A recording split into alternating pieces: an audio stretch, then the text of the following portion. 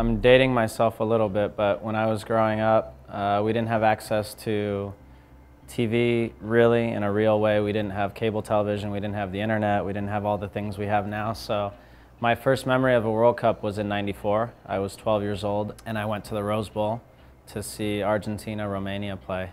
And until that point, soccer was just sort of a fun game that I did and enjoyed, but there was never really an end goal. There was nothing at the end of the rainbow, so to speak. So after seeing that, I realized that's pretty cool, pretty special, and that'd be a dream to be able to do that someday. And my most memorable game is probably my first World Cup game in '02 against Portugal.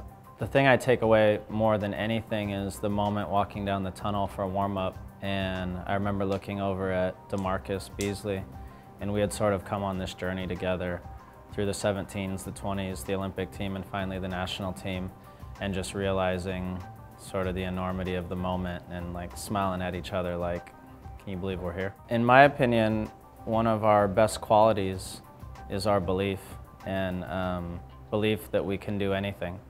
And that's an American quality that has always been a part of this team.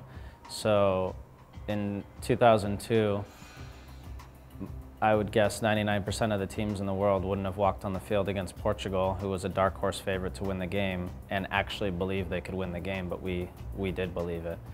In '06, after a bad opening game against the Czech Republic, not many teams would think they could play against Italy, who ended up being the eventual champion, and play down a man once, down 2 men at one point, and then down a man for the rest of the game and get a point and be the only team to get a point off of Italy. So most teams would have given up against Algeria in the end in 2010, but we kept going. So I actually think our belief is one of our strongest attributes as Americans, and we've always exhibited that. And